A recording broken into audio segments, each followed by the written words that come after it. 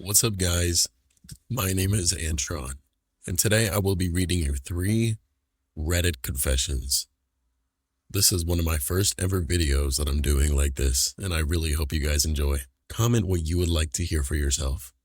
It gives me more motivation to not only want to do the work, but to give you guys the best work possible. Thank you for everybody who is listening, and I hope you guys have a great rest of your day.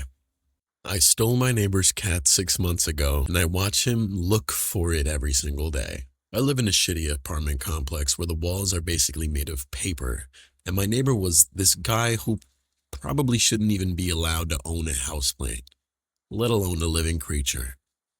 He had a small black cat that he would just leave out on the balcony for hours, regardless of the weather. I could hear the poor thing crying through the vents while he was inside blasting music or shouting on his Xbox. One night, it started pouring rain and the temperature dropped hard. I saw the cat shivering on the rail, looking miserable as hell. I just reached over from my balcony, grabbed the cat, and brought it inside. I didn't even think about it, I just reacted. The next morning, I heard him shouting in the hallway, asking everyone if they had seen his pet. I just stood there, with the door cracked open, and told him I hadn't seen a thing. And maybe the cat finally jumped off because it was fed up with his shit. He spent weeks putting up posters and walking around the block calling its name, while the cat was literally sleeping on my bed 10 feet away from him. It's been 6 months now, and he still brings it up whenever we cross paths in the laundry room. He looks genuinely devastated sometimes, which would make me feel bad if I hadn't seen him ignore the cat's bowls for days at a time back then. The cat is doing great now, by the way. I renamed him, and he is healthy as hell because he actually gets fed decent food and doesn't have to freeze his tail off outside. I have become extremely careful, though.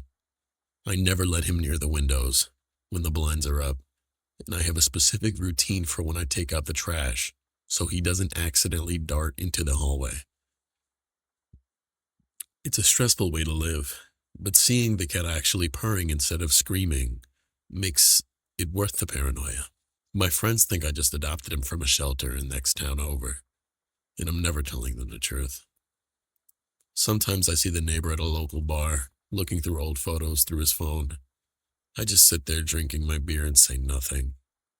I know it's technically theft, and I'm a liar, but some people just don't deserve the loyalty of an animal. He probably thinks a coyote got it or someone picked it off the street, which is technically true, I guess.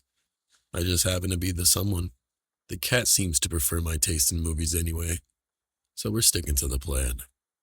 I will probably move out when my lease is up, just to end the risk of him hearing a meow through the wall. Until then, I am just the helpful neighbor who offers a sympathetic nod while the evidence is napping in my living room. I left an anonymous harsh review of my coworker's book 2 years ago, and now I have to listen to her quote it in meetings. She published it herself, like a proper self-published thing, with a cover and everything. She sent a whole team a link with this very excited email. I read it because I felt like I had to. It was fine. It was about productivity and habits, and honestly pretty generic. The kind of book where you can predict the next sentence before you read it. I don't know what came over me.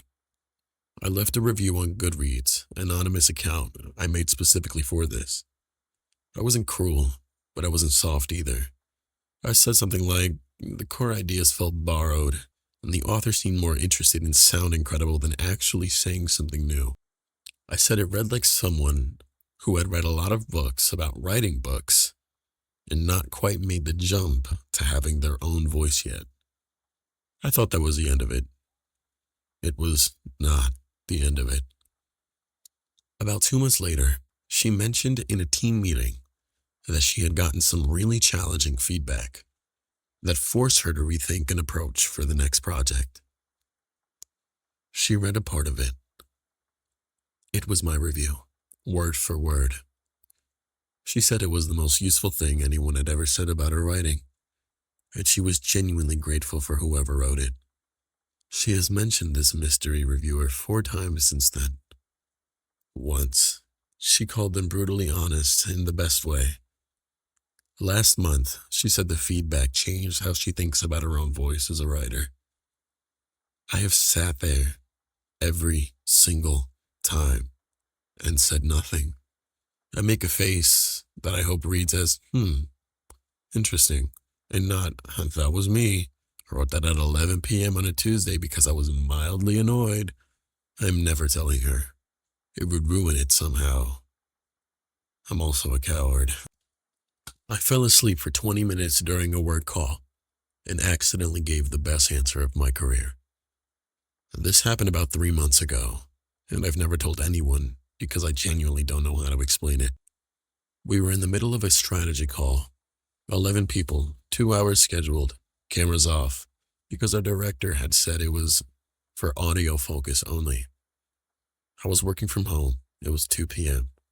I had had a terrible night of sleep the night before, and the first 40 minutes of the call were someone from finance presenting data in a monotone voice over a screen share I couldn't see because it was audio only.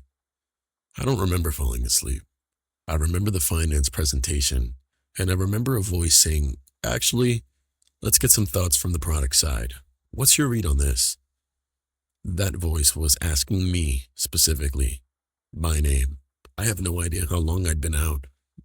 My notes from before I fell asleep said 2:14. My phone said 2:37. I had been asleep for somewhere between 15 minutes and 20 minutes. On a call with 11 colleagues and my director, I didn't panic. I think I was too freshly awake to panic. I just said the first coherent thing that came into my head, which was something along the lines of, honestly, I think we have been measuring the wrong thing, and the metric keep optimizing for isn't actually connected to the outcome we cared about. There was a pause. My director said, "That's a really interesting framing. Can you expand on that?" I expanded on it for about 4 minutes, pulling things I actually believed about our strategy that I'd never said out loud in a meeting because I'd always edited myself. Something about being half asleep removed whatever filter I usually apply. 2 people followed up with me after the call. My director mentioned it in our next one as a strong contribution. A version of what I said made it into the next strategy document. I have never told anyone I was asleep. I take very detailed notes in every meeting, and I keep an extra strong coffee next to my laptop at all times. I also genuinely believe that what I said was right, which somehow makes the whole thing even worse.